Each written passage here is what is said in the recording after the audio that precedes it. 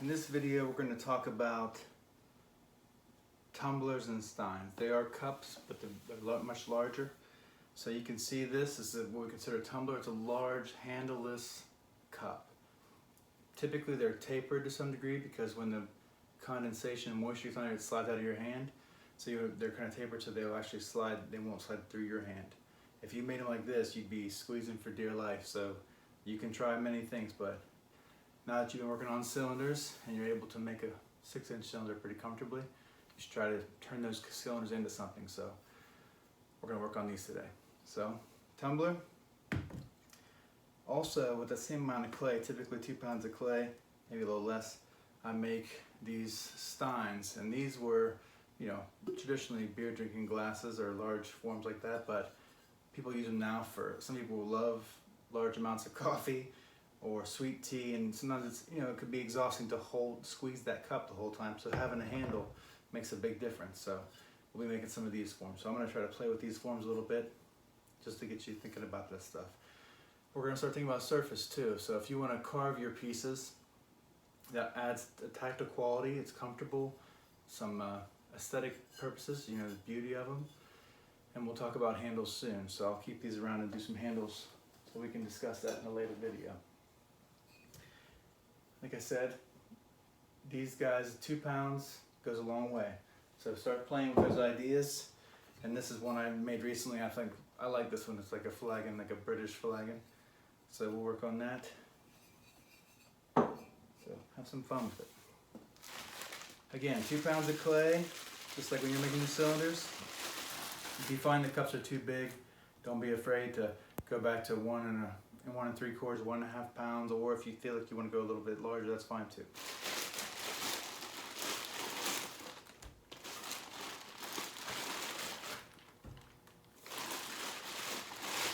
If you guys, like I said, if you don't get time to make pots, like say you're watching a video like this one and it eats up a lot of your class time, if you have time to just wedge some clay and put it in a bag, that'll save you so much time. It's a really nice, efficient way to work. So just keep that in mind.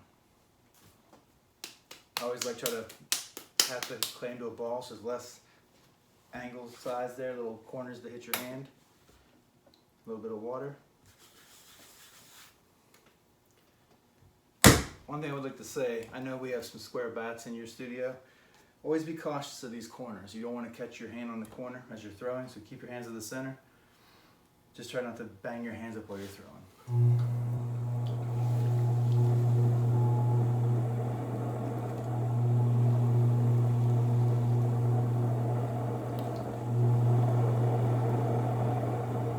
If I find that my clay is too stiff, I like to tower the clay up and push it down, add a little bit of water. If you feel like it's really stiff, you want to do that a couple of times, just to kind of get the clay moving, soften it up a little bit.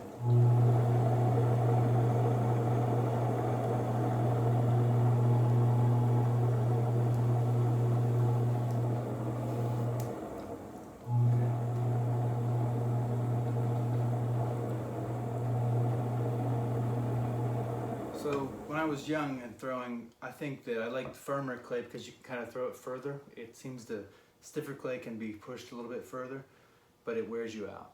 It can hurt your elbows and wrists over time. So if you can keep a softer clay, it really will make throwing a little more enjoyable. And you can throw longer, throw more pieces because there's not so much energy gets spent.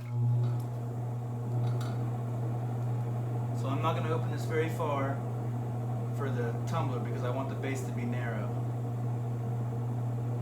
Okay. Since it's already kind of in a cone, I'm going to start throwing.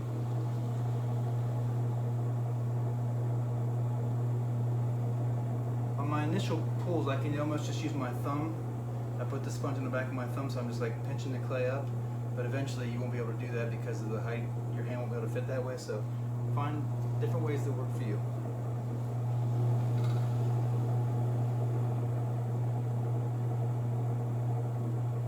Trying to keep the walls even as I can for now.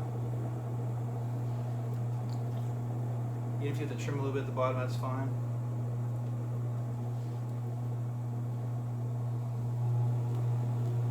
So I always drive my clay in a little bit, and then once I get it moving, just try to carry it on up, keep my hands stiff as I can. Ease the pressure toward the top. You can see it's already getting thin. It's starting to Get a little wave in there. And you'll see it's almost like a cone already, so I can get my hand in there. I'm going to start to define this lip just a little bit while it's still thick enough to do that. And I always try to make my drinking cups with, even if it's not a thick pot, I want this to be visually thick. It looks nice, but also it has a little more strength to it because cups get beat up. They get banged around all the time, so you want to make sure your cup will survive. And I can feel like it's dry, so I want to make sure my hands can slide. I don't want to tear this off the wheel. So I'm going to squeeze in the clay again. Take your time because it is going to get thin and start to try to fall on you.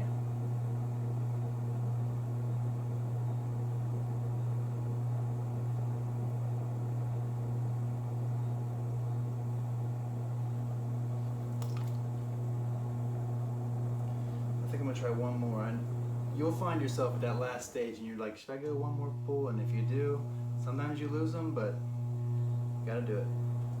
Do one more and I'll get the water out of here.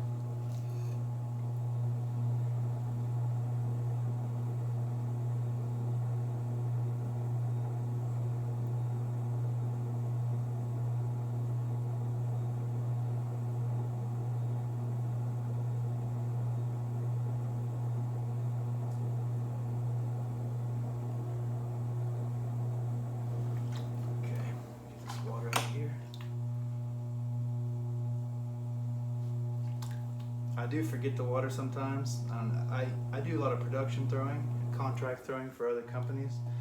They'll just call me and send me a piece of their pottery and ask me if I'd be willing to make a few pots for them. So they may order 50 of something.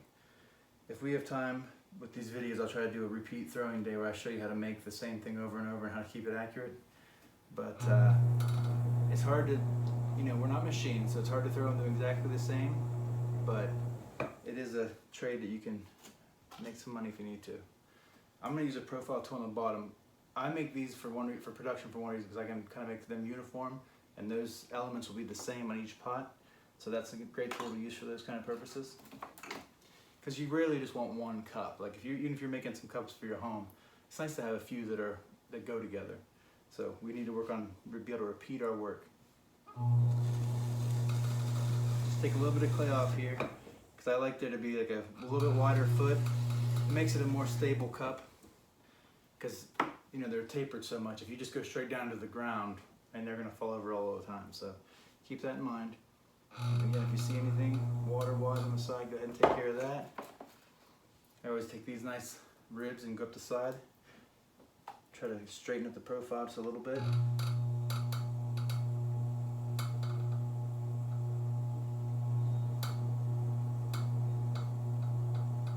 I like to turn the top in just a little bit. And at the bottom, again, I'm going to go and use that profile. And like I said, they're very, I'm just going to do a double today. Take my sponge, put on the back, kind of keep you get these little burrs.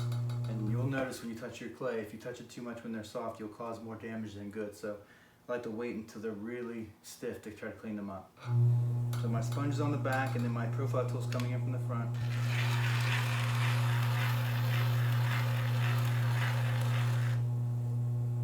And they do sell these things out there, but I find it's more fun to make your own, because that way you don't see the same marks on your pots as someone else's. But that way this is tapered, so if I hold it, I won't be sliding out with condensation. It's a good way to start. I'll just grab this off here and get another bat for the next one. You want to make them a little bigger. Like you look at that cup and you're like, oh my God, that's huge. But what happens is they shrink 12%. So you might lose a little over ½ an inch of height and diameter. So everything goes smaller. So be sure you think about that, especially when you're making handles. Nothing will frustrate you more than you make a really nice cup and the handle, you can't get your fingers in the handle. So just remember that clay shrinks. There are specific kinds that are made not to shrink very much, but we don't normally use those for, throwing.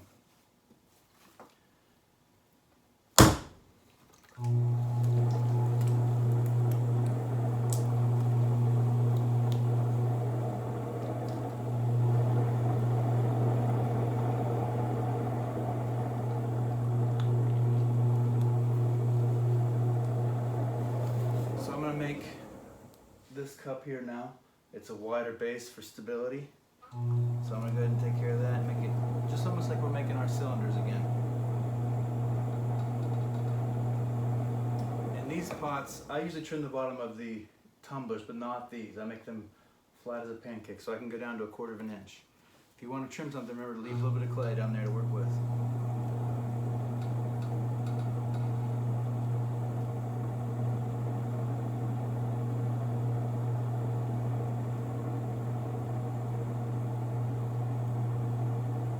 So I make it wider than I want, because as I'm pushing the clay in, I can move it in a little bit.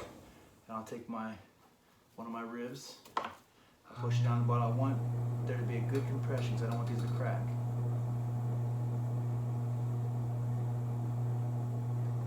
Okay. And then I can push the sides in again from the back.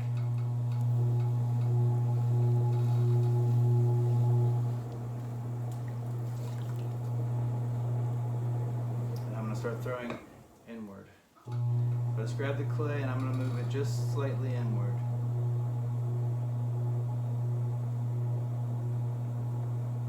I always leave a little bit of top just so I can make, it's nice to have clay to make choices with.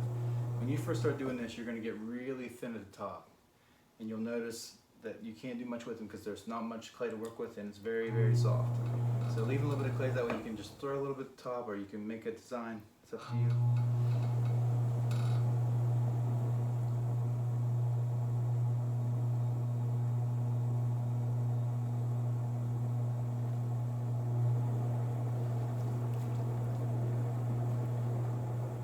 Each time I push, I'm getting, you see the base is getting narrower and narrower. So don't be afraid to start a little wider than you want. What you'll tend to do when you start is you'll make the pot look the way you want on the outside now, and you'll find out that there's a lot more clay in there. So just be sure you pay attention to the inside form. You basically have to throw from the inside out. So whatever shape you leave on the inside is what you're going to try to refine on the outside when you're trimming.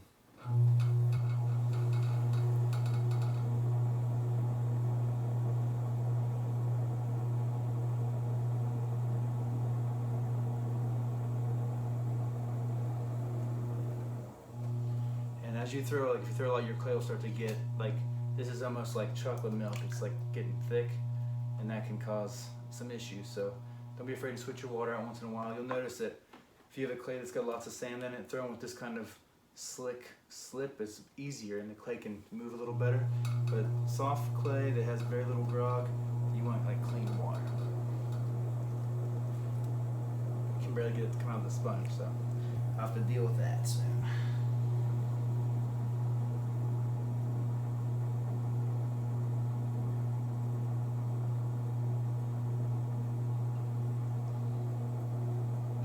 So I'm going to refine the lip of this so I got a nice drinking surface before I go any further.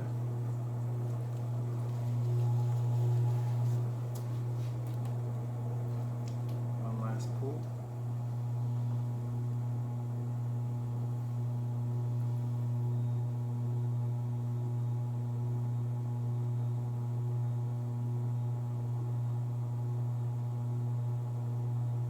Right up to below where I made the lip, and I'm going to stop right there so I don't destroy what I just made. I'm going to take some of this water out.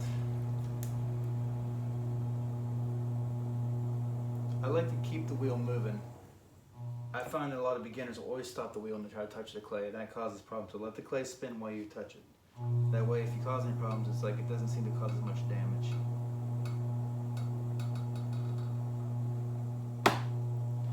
Alright, so I'm going to start to refine the shape a little bit. I'm going to squeeze the clay in just a little bit down here.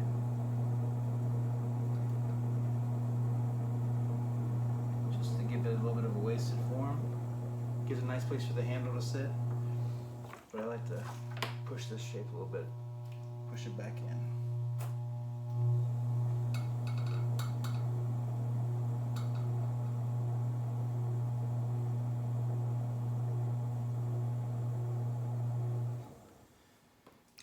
Top.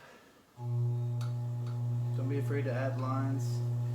Bernard Leach, who was a famous studio potter from Britain, used to say to pay close attention to the beginning and ending of pots. If you do that well, the way it starts and stops, the middle will kind of take care of itself. So think about that. How am I going to begin this and stop this? So I like a little bit of a mark here at the top. Just a little bit of a line of some sort. You can put more than one if you like, up to you.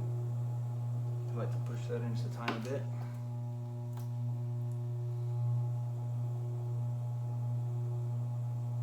Just a place for the glaze to pool, or where the handle, it shows where the handle might start or stop.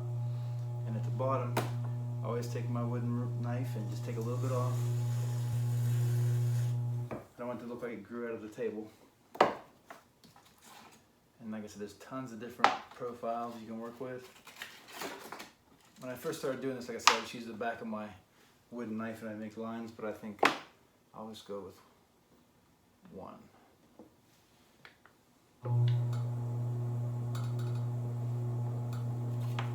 Always put my sponge back here.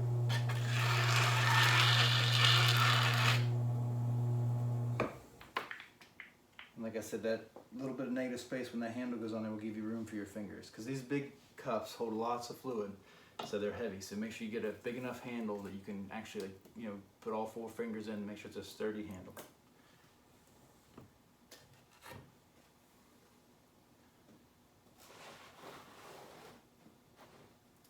And I'll throw one last one and I'll let you guys get to work. Always make sure your bat's sitting flush. You can always, sometimes you can tell there'll be a wobble. There's probably a chunk of clay on the back or something like that, so make sure you deal with that before it becomes an issue. I put a little bit too much water there.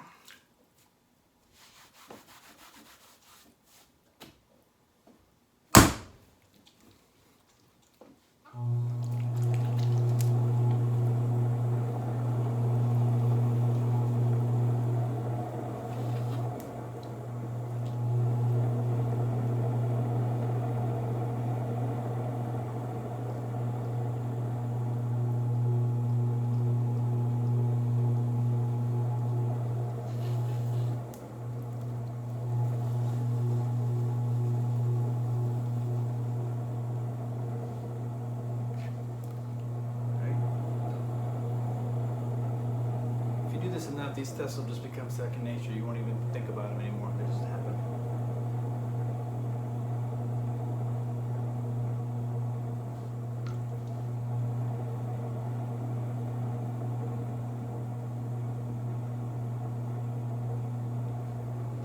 So again, just make sure it's good and sturdy, centered up, kind of straight. I can feel a little bit of a lump, but I'm going to go for it. And I'm going to tip the side back in. My palms together, and I'll begin my throw.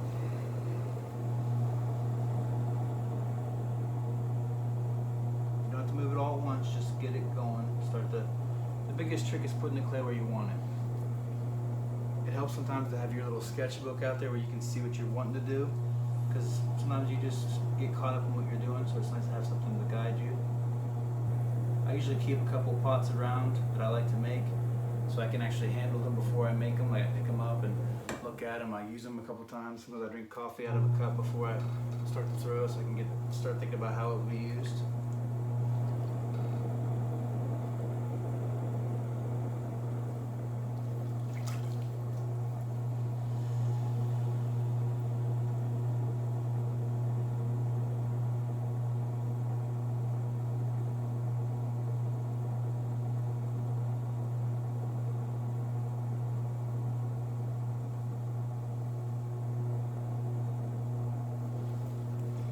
Like your pots to be super straight, like you want that character to them, the skewedness to them, go for it. If you want to leave the top a little bit off, do that. Give it a shot. Try something.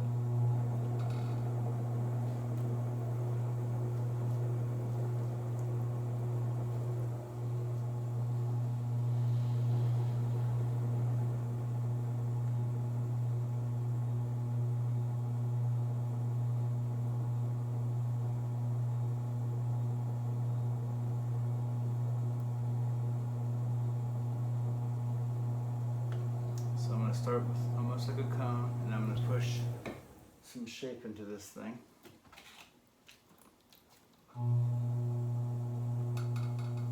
as you trim your pots, don't be afraid, or even if you're just checking them out, make sure, see if you feel where the weight is and you can address that. Because they're not finished till they're fired, so don't be afraid to keep working on them. So I'm going to try to start to define this lip a little bit before I get too much thinner. And I'm going to start pushing some shape into this thing. Sometimes they get a little out of control until they're finished. Don't be afraid to just go for it. I'm going to push this out. Start to build some volume here. And I'll go back in just a little bit.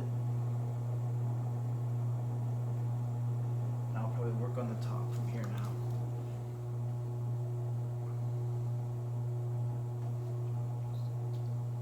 I think one of the biggest mistakes when I started throwing was I was trying to throw them in one, and I wasn't thinking about what I could do after the clay dries.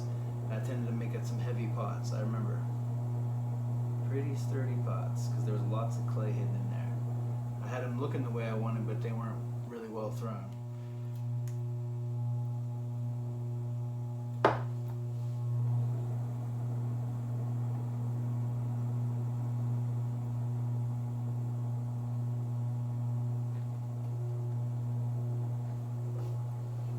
If you don't like all the lines and things like that, you don't have to put them in there. Sometimes it's just a nice subtle form is what you're looking for. So that's a personal choice. So I'll go ahead and scrape this off a little bit. Take that away.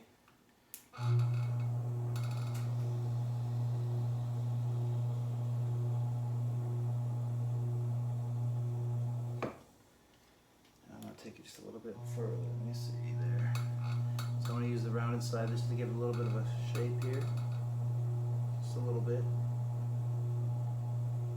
And then I'm going to push in that neck just a tiny bit. You want to make sure you can clean your pots too. If you make them too tight, you might not be able to get in there to clean them, or so just think about all the angles.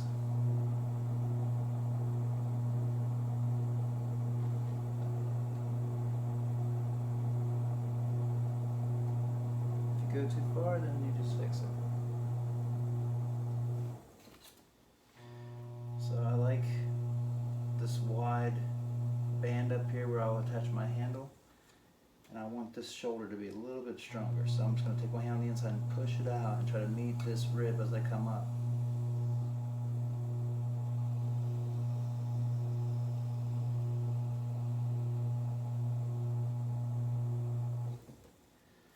And these kind of shapes they help you decide where your handle's going to go, placement. The size matters because you know how big a handle you're going to put on it, basically. And then also this space here. So if I have a handle that maybe lifts up a little bit, instead of just coming straight out, maybe I'll build the handle up and have it land right on the highest point of this belly, and that'll give me all this space for hand. Okay. So again, clean the bottom up a little bit.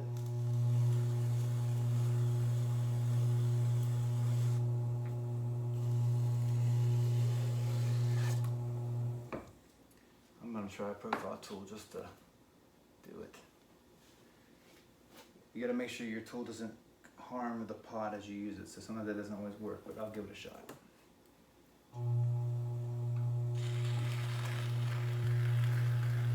If you don't like it, you can always trim it off, change it later.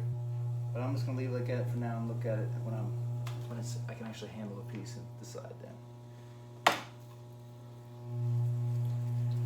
Thank you for watching, and I'll see you in the next video.